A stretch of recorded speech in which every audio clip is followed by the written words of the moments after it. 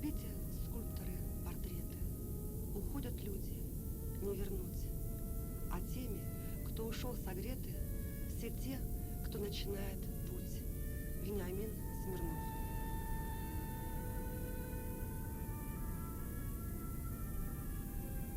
Здравствуйте. 16 ноября – День памяти Юрия Григорьевича Борисова. С его именем связано возникновение скульптуры, вида изобразительного искусства, до него не представленного в нашей республике. Работы Юрия Борисова первыми из произведений художников Коми экспонировались на престижных выставках в Москве и за рубежом. За свою недолгую творческую жизнь скульптор успел создать достаточно много произведений искусства. Сегодня в рубрике «Автограф» мы покажем лишь некоторые из его работ, в основном те, которые демонстрировались на выставке наследия, организованной сотрудниками Национальной галереи Республики Коми осенью 2000 года. Также в нашей передаче вы услышите воспоминания людей, близко и хорошо знавших Юрия Григорьевича. Чудом сохранилась любительская кинопленка 40-летней давности, фрагменты которой мы решили включить в нашу передачу, несмотря на ее очень плохое качество. К сожалению, до нас дошло лишь несколько коротких кинокадров, на которых зафиксирован Юрий Борисов. Ведь за кинокамерой в основном был он сам. Но ценна эта пленка тем, что на ней мы видим людей, окружавших Борисова в 60-е годы. Итак, памяти одного из ведущих художников-скульпторов Республики Коми Юрия Григорьевича Борисова посвящается.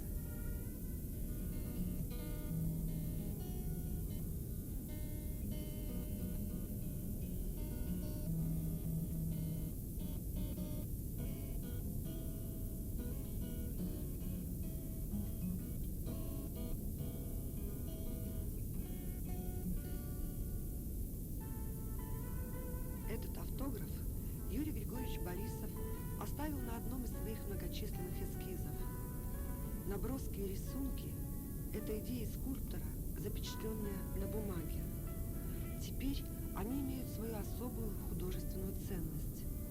Увы, так случилось, что не все, что было задумано мастером, воплотилось в материале – гипсе или дереве, металле или камне. Юрий Борисов умер в 1977 году в возрасте 49 лет, можно сказать, на взлете своей творческой жизни.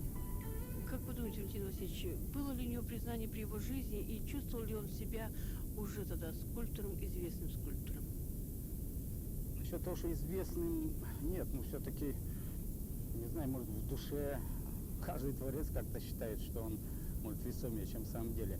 То есть так не проявлялось. Но в принципе я знаю, что вот он был на творческой даче, они делали творческие дачи, ну это, наверное, знаете, специальные учреждения для художников, куда их посылают творить на месяц, на два, бесплатно, там, чтобы они жили, ни о чем не думали. И вот он был под Москвой на даче, и очень известная советская литература, такая очень известная.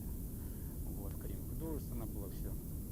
И после окончания этой дачи она сказала, что вот этот человек не зря, так сказать, здесь ел хлеб и тратил время. По эскизу, по-моему, оленевод. Эскиз он сделал, гипсовый оленевод. Скульптура такая стоящая, малец с хореем. Вот потом он его перевел в дерево и дальше пошел на зональные выставки. То есть признание у него это было. На всех зональных выставках участвовал. То есть признание это было и в северной зоне. Скульптура Коми, хотя их всего было трое, пока Мамченко, значит, Борисов, Рохин, она как, ну не говорю о том, что школа скульптуры, но о том, что очень сильный коллектив воятелей, это отмечалось неоднократно. Именно на зональных выставках, там где весь север, и Карелия, и Новгород, и Ленинград, и Мурманск, Архангельск, это же очень большой регион. Так что очень был, не скажем, что самых первых, там пятерки, но на виду и признан. И он умел подбирать, ну, в частности, очень характерные два примера. Материал к образу. Вот портрет того же Черепана, это герой Советского Союза, военный. Вот. И, значит, в Новом Бару стоит памятник, чугунная голова большая такая, ну, наверное, около метра, она может чуть меньше. Вот. И вот для образа этого мужественного героя, чугунная бегун, он немножко тонированный, черноватый, кое-где-то ржавчина поддерживается, то есть он такой кондой, как, не знаю, танк заржавевший где-то там. И в то же время портрет Полякова он сделал. Он отлил его из алюминия. Это небольшая такая голова, бабочка, мне страшно нравится портрет. Он такой, этот алюминий почти полированный, там блики играют, светотени, то есть и сам Валентин Ильич, он был, ну, артистичный очень человек. И вот это очень передало, по-моему, образ. То есть он умел попадать в материале. И много у него портрет Чистолева, портрет Ермолина, у него, то есть портретная галерея обширная. И вот всегда он умел, я говорю, подобрать подходящий материал. Вот. Ну и само собой, я уже не говорю о портретном сходстве, это, по-моему, что у живописца, что у скульптора это должно быть. Самое главное, что мне кажется, вот в нем, в его творчестве, это то, что он был, в общем, первым скульптором здесь, в Коме. Вот эта любительская кинокамера в руках Юрия Борисова дает нам теперь возможность окунуться в атмосферу 60-х годов. На этих кадрах мы видим родных и друзей Борисова, художественный бомонд тех времен. Многих из этих людей уже нет среди нас. И вот сейчас мы смотрим эту пленку вместе с Анной Арсентьевной, вдовой Юрия Григорьевича. За киноаппаратом его внук Вадим. Вот в белой рубашке идет Юра с родственником. Это уникальные кадры на любительской пленке. На телевидении он в то время его не снимали. Так что только вот на такой пленке он снял. Это вот под Ленинградом, куда мы обычно приезжаем. Вот встретились приятели. В пижаме это вот Юра. Друзья, в кругу друзей. На собаке он пешком. Это Юра, сын. Пленка очень старая, качество плохое. Это обрыв часто. И резкости нет. Как Краулис свою лов тащит.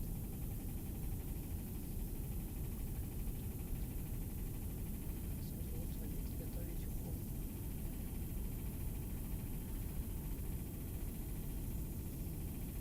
Снимает Борисов.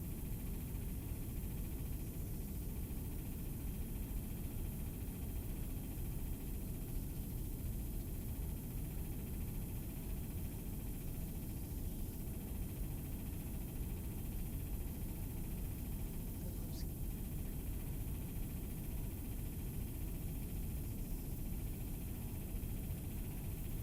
А это вы рыбу разделываете, да? Да, я его Юрова. Она выиграла. Да, все принимают участие. Она очень крупная была. Ножом ее не разрезать было. Но старая еще. Большая.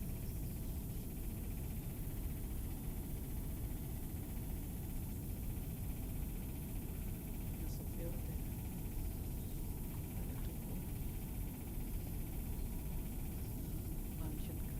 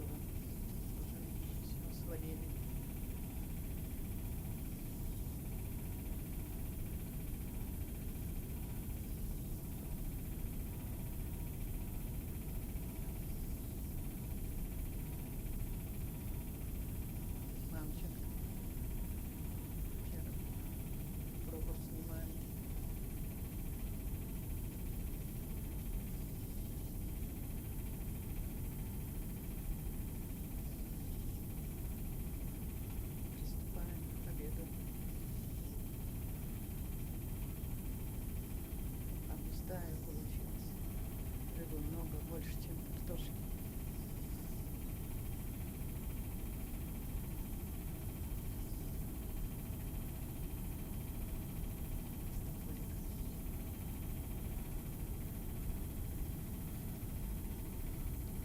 Едим с общей тарелки. Мамченко себе в кружку наливает, чтобы со стороны наблюдать за нами.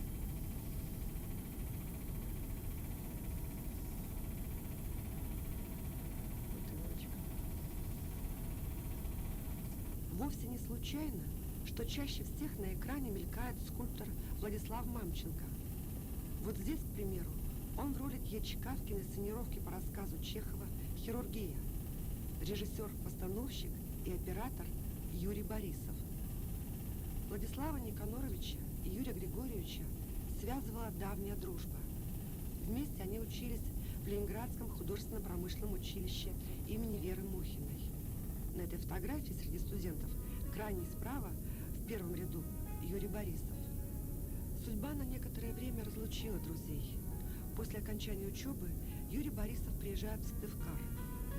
Выбор этого города был не случайен, поскольку родился он в селе Турья Книжпогосского района Коми СССР 15 июля 1928 года. Через некоторое время друзья встретились вновь.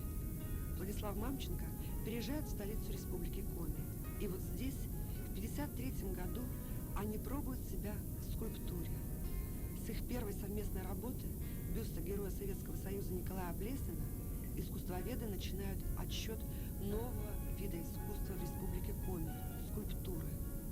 Первая работа вот его одного, так сказать, самостоятельно Юрия Борисова была удачная работа из дерева. Виктор Попов, коми-охотник Виктор Попов. Но потом что-то такое произошло, не то он с белогвардейцем был связан, не то что-то, в общем, эту фамилию вычеркнули и просто называли ее, и сейчас называют коми-охотник. Я не знаю, где она сейчас находится, где в Москве. Она была, по-моему, в Монголии, в Китае на выставке. И куда-то она так пропала. Деревянная работа, первая работа в материале. Вот интересная работа. Здесь вот, значит, рельефчик есть из меди этого охотника Виктора Попова. Владислав Никанорович, вот я знаю, что вы оба закончили Ленинградское высшее художественно-промышленное училище. И вы закончили его как мастера по металлу. Да. Вот тем более странно, что вы, находясь вот в республике первые годы, стали работать в скульптуре. Вот, может быть, вы объясните, как получилось так, что вы именно стали работать в скульптуре? Мы, в общем-то, проектировщики. Мы должны были, все, что из металла делается, значит, решетки, предположим, какие-то оригинальные, вот, осветительная арматура, вот, дизайн автомобилей и так далее. Вот. Мы не востребованы были совершенно. Нигде, ни в Сталинобаде, где я там был, ни здесь, в Коми. Мы не нужны были со своей специальностью. Да поскольку у нас занимало, во время учебы, много занимало рисунок и скульптура, лепка, вот, нам показалось, что это вот наше, видимо. А давай попробуем. И попробовали, и вроде так у нас дело пошло нормально. Владислав Никанорович, вот вы стали делать первые скульптуры. Юрий Григорьевич Борисов и вы. Скажите, вот участие на выставках все-таки было отмечено, наверное, впервые в истории, предположим, северо-запада, севера России появляются скульпторы в Коми. Вот как относились к вам скульпторы, предположим, из Петрозаводска, Лео Ланкинин, или с Вологодски, Череповца, Шипелкин тот же. Вот получили ли вы ваши работы признание на первых выставках нашей северной зоны? Да, получили признание. Из скульпторов можно только назвать одну крупную фигуру, это Лео Ланкинин. Остальные, они были, наверное, послабее нас, хотя и постарше. Так что вот, нет, какое-то признание получили мы. И потом мы пополнили довольно резко союз художников. Было всего 3 человека, когда сюда приехали. Вот. А в 1957 году уже стало 5 человек. Нас с двоих с Юрием Борисовым приняли в Союз. Ну, потом Союз еще вырос. Вот. Ну, мы вот первые были, которые пополнили ряды членов Союза. Сегодня в нашей передаче мы, к сожалению, не сможем показать все наследие Юрия Борисова. На то разные причины. Много скульптур было сделано в гипсе, в достаточно хрупком материале, и они не сохранились. Судьба некоторых вообще неизвестна, таких как этот портрет скрипача Артура Дреслера. Немало работ скульптора Борисова находится в других городах страны, имевшие некогда название Советский Союз. К примеру, памятник исследователю Севера Русанову установлен в Печоре. Он даже стал символом этого северного города. В столице Республики Коми есть здания, фасады которых украшают барельефы, созданные Юрием Борисовым. В составе авторского коллектива в 1984 году посмертно ему было присвоено звание лауреата Государственной премии Коми СССР за создание в Сыктывкаре памятника вечной славы воинам-сыктывкарцам, погибшим в годы Великой Отечественной войны 1941-1945 годов. И за всем этим нелегкий труд воятеля, творческие муки, ведомые, кроме самого мастера, изредка лишь самым его близким людям. Но вот как-то так не задалось у него, и нервничать начал, и время поджимало. Он неоднократно был в Москве, что-то так его вроде одабривали, но окончательно так и не принято была, искись не был принят. Ну и потом случилась, ну что ли, трагедия такая, вот я не знаю, плохо ли, хорошо ли, но вот он решился переехать к Ленинграду поближе, между Вологдой и Ленинградом, вот, поселок тут Ефимский. Вот, построил там дом, может быть, и здоровье угробил этим домом, Бог его знает. Иными словами, Юры не стало. Вот. И эта работа, значит, была предложена мне, и я вот ее выполнил. Ну, начало какое-то его было заложено. Там в основе композиции были 3 женщины, правда, они так не решены были. В общем, это уже мое решение. Но, во всяком случае, вот он какой-то толчок тоже дал этой работе. Помимо монументальных работ, Борисов занимался и книжной графикой. Возможно, на это его подвигло то, что 5 лет он преподавал уроки рисования и черчения в первой и второй сыктывкарских школах. И сейчас эти детские книжки и все, что связано с именем Борисова, бережно хранит его вдова Анна Арсентьевна. Это сборы художников на уборку картофеля в совхоз.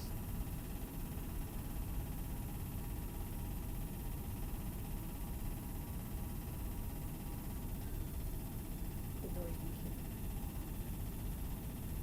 Семечков, Кудяшев, Холопов, Мамченко, Лаюров.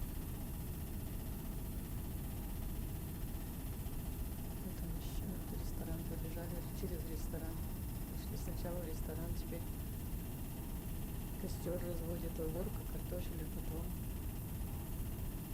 обои копают, остальным костром занимаются. Сейчас за камерой Борисов, Юрий Борисов. Продались в магазин. Мамченко.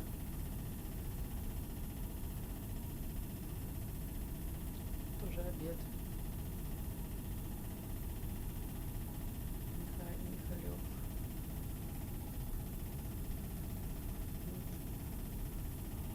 Гонцы пришли из магазина. Мамченко. Это Антоновский, Краев, Добряков, Куранов, Кудяшев, Дрожин.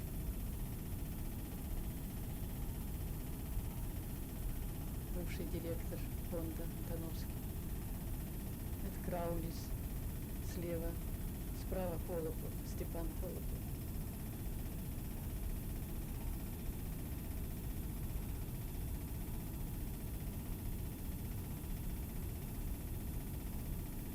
Майоров. Это бухгалтер фонда. Добряков Сергей.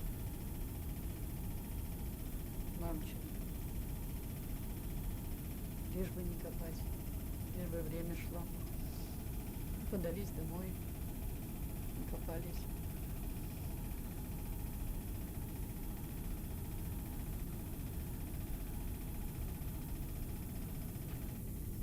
Из дома выходят Борисов, Добряков. В светлом пальто это Борисов, в темном Добряков. Направляются, видимо, в магазин. Какой-то праздник, как не помнится, вперед.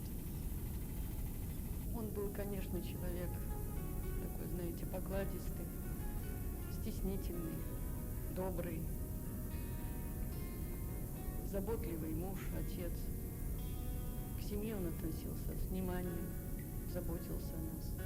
И был, конечно, большой трудяга. Отдыхал, редко очень отдыхал, но когда он считал отдыхом, это вот рыбалка, охота. Ну, охотился он, конечно, мало, но больше занимался рыбалкой, на которую возил и нас. Даже зимой приходилось. И дети маленькие были, дошкольники еще. Все равно он нас таскал по снегу на зимнюю рыбалку. Ну, а летом, конечно, там чаще ходили. Но отдыха, конечно, у него мало было, потому что все свободное, то есть все время он занимался только работой. Конечно, помимо работы, это он считал отдыхом, что-нибудь проектировал. То лодки вот делал с Владиславом, то машину сконструировал. Большая машина, которая стояла у него в мастерской. Когда он уставал от работы, он садился за руль, представлял, что он когда-то поедет. Машина эта называлась у него «Стриж». Но он так не успел ее и доделать. Когда мы уехали, он ее перетащил с собой туда. Нанял специально для этой машины вагон, да, в надежде, что он там доделает ее. Но так он и не успел. Конечно, он был и романтиком, представлял все это, что вот как это у него все получится. Но что у него получилось, вот что они могли сделать? Только вот когда лодку сделали, пустили ее на воду, а потом торжественно ее пустили на дно. Утопили, да. Анна Арсентьевна, вот меня очень интересует вот этот момент. Лодка была построена торжественно, так сказать, открыто. А потом, почему ее так же торжественно и утопили? Потому что, знаете, на ней невозможно было плавать. Она была обшита железом. Она очень тяжелая была. Поэтому ее и назвали утюг. Ее торжественно притащили на берег, значит, спустили на воду. Было столько зевак много на берегу, настолько эта лодка была необычная, что у всех вызывало любопытство. Но они несколько кругов съездили, объехали, значит, с Мамченко. Ну, у них не получилось. Оставить на берегу они, конечно, не рискнули, потому что все равно ее ребятишек много, зевак. Было очень много. Потом, значит, что им на берегу, там уже ее не оставишь. Они несколько кругов сделали и торжественно утопили ее на самой середине. Может быть, она до сих пор где-то там лежит. Это было как раз, знаете, в конце улицы Пушкина. Или Пушкина, да, в конце. Там, где пристань стояла. Да. И вот они на середине эту лодку утопили. Я знаю, что женой художника быть очень сложно. Скажите, вот как вы испытывали на себя бремя жены художника? А может быть, оно было вам в радость? Трудности, конечно, были. Трудности, потому что, это, знаете, надо понять, потому что художника, потому что и все время на работе. Это ведь не знали ни отпусков, ни отдыха толком. Все все только работа, работа, работа. Он приходил усталый. И, конечно, мне тоже с детьми, вот пока я не работала, трудно было. А потом, когда дети вот пошли в школу, мы ходили на работу вместе, приходили вместе. Как, конечно, если вот зимой там свет в мастерской уже плохой, он приходил домой. А так, летом, в летний период он часов, ну, пока свет позволял, он все работал. То есть все-таки у него на первом месте была работа. Да, он любил свою работу. Он жертвовал всем. Были, конечно, у нас и стычки, потому что я требовала больше внимания и детям, и как-то и себе, к себе. Ну, потом приходилось мириться. Куда деваться? Ну вот состоялась его персональная выставка. Скажите, вам как вот какое вы ощущение, какие чувства испытываете, когда смотрите на те работы, которые были созданы фактически на ваших глазах? Знаете, очень трогательно. Каждая работа вот почти действительно она выполнена на моих глазах. Вот эту работу даже вот газовики. Я даже ему помогала, вот она сделана из бокситки, даже помогала делать, клеить вот материалы. Почти каждая работа на глазах сделана. Трогательно. Воспоминания находят. Эта выставка произведений станковой скульптуры, организованная Национальной галереей Республики Коми, предоставила редкую возможность наиболее полно увидеть творческое наследие художника Юрия Борисова. Убедителен и выразителен язык пластики в скульптуре Зарни Ани, воплощение в камне символа любви и материнства. Трогательная композиция «Подруги» веет силой от портрета Русанова. За создание этих произведений в 1971 году Борисову было присвоено звание лауреата Государственной премии Коми АССР. Особым лиризмом проникнуты портреты людей, чей внутренний мир был близок к скульптору.